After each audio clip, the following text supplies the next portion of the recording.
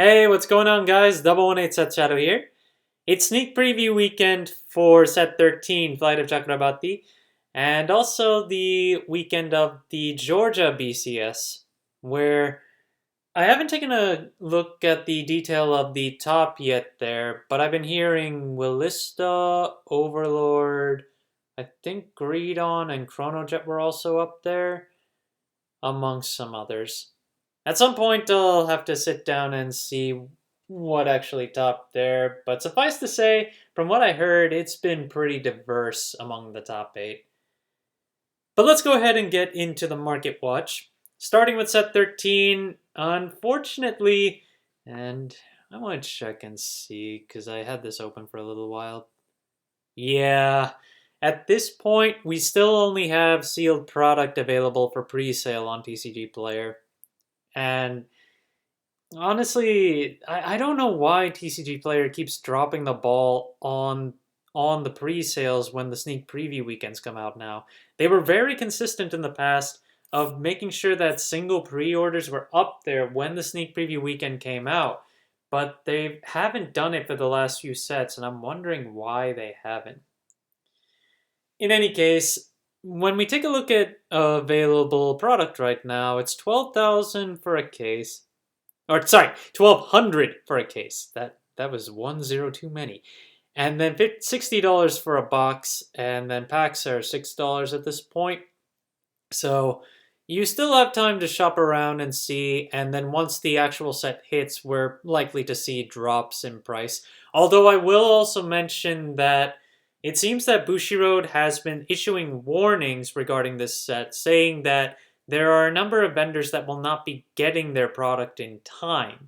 So do keep in mind that if you have pre-ordered, there's a fair chance that your pre-orders might get further delayed. So that is unfortunate, but in that situation, you'll just have to just make sure you're communicating with whoever you pre-ordered from just to be sure of that. Of course, then we've also got a product that came out last month that isn't doing as hot, and I honestly didn't expect it to. The Mask Supply gift set, which comes with a mat, first and second markers, dividers, and 2 copies of Mask of Hydragoon. Well, the price has dropped off to $70 on TCG Player. Someone did buy one of these at $99. But as you can see, for being out for almost the entirety of November, it has not been doing very much. Only one sell. There are a number of listings available, but nobody has really been buying into it. And on top of that, when you take a look at what's available to sell on TCG Player, you have the gift supply set, and you do have different individual items that you can sell from it too, which include the markers and then the dividers. Where is the mat? I don't even see the mat on here. That's weird. Wait, gift set card dividers, dividers. I see the dividers. I don't see the mat. The mat isn't listed on here. Maybe it's listed as part of supplies as a different category altogether. And I mean, the same goes for the mask itself, which comes out of the set. It's not listed under the supply set. You would have to look under D promo cards to find it. It doesn't have any listings right now, and it only had one sell at $11 for 2 copies.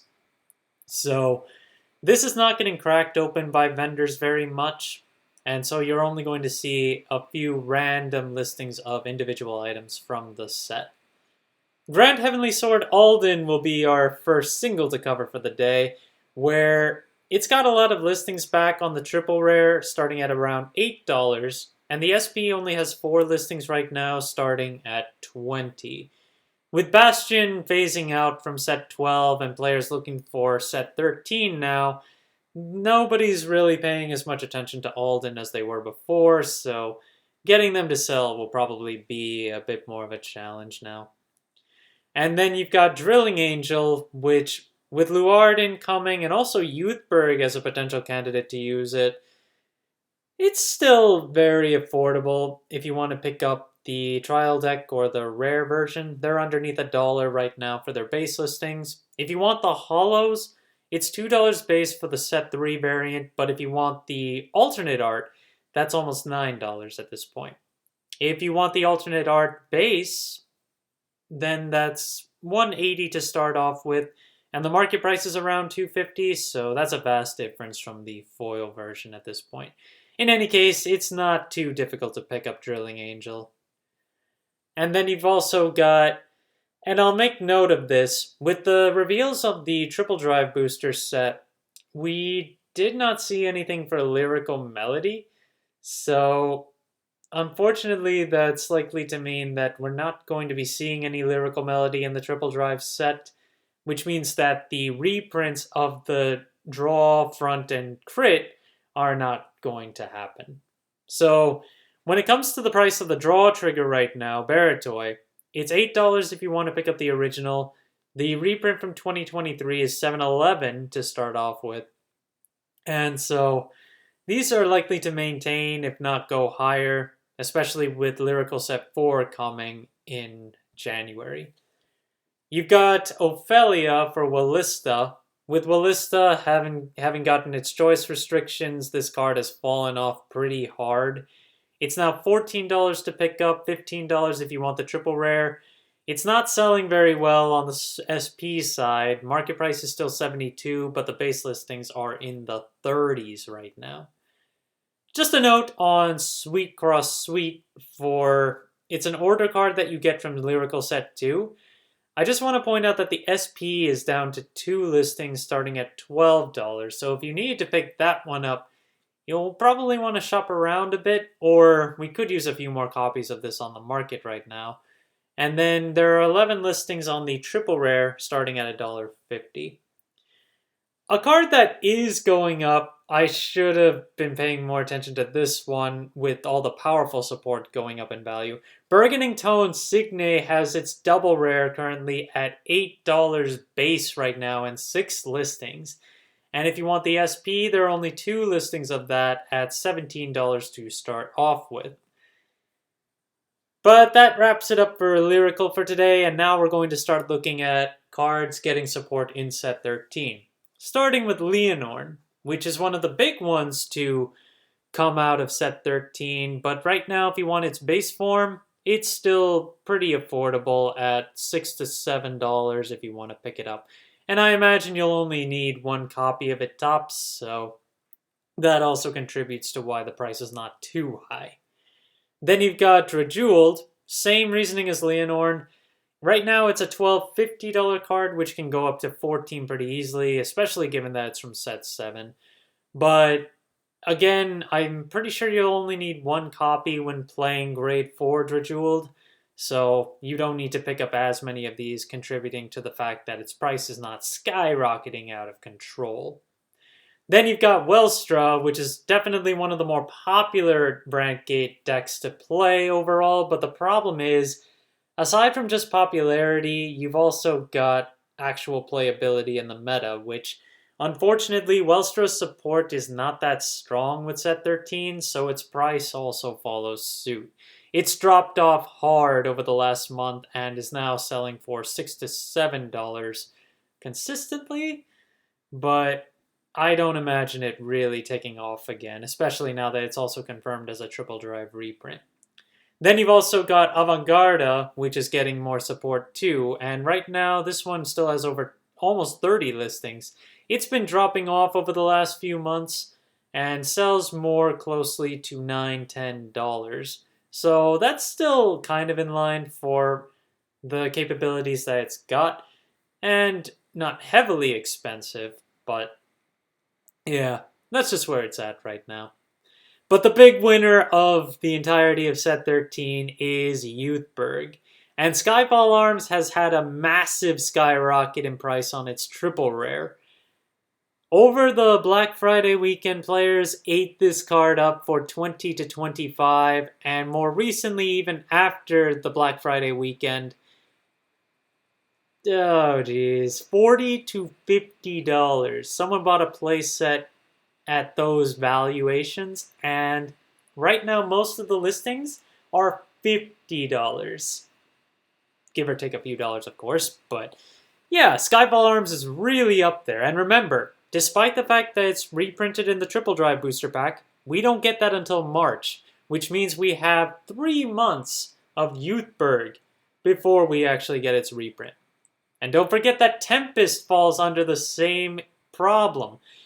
We will not get the reprint of this card until March as well, and it is going back up in value and has been bought for $45. There's only one more $45-ish copy before it becomes a $53 card to pick up. But with full burst, I believe most players are looking to only play 2 to 3 copies of Tempest now, as opposed to the prior 4 that they used to play. But that can be different depending on just how players want to go about it. In any case, Tempest is also from set 7, which is another driver of its price. I just want to point out for Rouse Wildmaster Riley that the special reprint of 2023 is out of stock. That's again the foiled version of this card. Similar to how you got the SPS full art, this one is not full art, but it is foiled. It's out of stock right now, and its market price is closer to $8. The last listings that sold, let's see, $8. So $8 seems to be the consistent for last sold. Some players actually bought this for $9 too. So if we see more copies on the market, probably $9 to $10. Then we've got Knight of Excision Diorung, which is pretty far down from its buyout price. It's now $1, $1.50 if you want to pick it up. And as we get closer to February when Luard comes out, I would imagine that it'll pick up again. But it's got 33 listings at this point, so that's a lot to go through. Depending on how many players really want to buy into Luard, we'll see how it goes. But of course, the card has premium playability as well, and so that can also drive its price. Plant tokens. Just a note on where prices are for these guys. We ignore the one down here because this one doesn't really fall under overdress category. No deck uses a 10k base plant token at this point. For all the ones that are available between B and D series, they're $1.50 to $2 and actually get a little higher from the original set 5 version because you also have the alternate backs for that one. But yeah, $1.50 to $2 is the constant for these plant tokens right now. Evergreen Transfer from 2023 Festival Collection.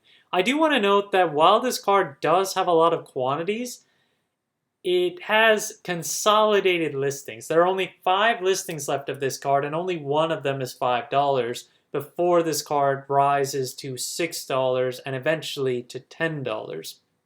But the heaviest consolidation is around $7 on this card. So if you do want to pick up a few copies of this for multiple decks, I'd say $5 is about the price that you want to look at, given that it's also been trending upward as of the last few months.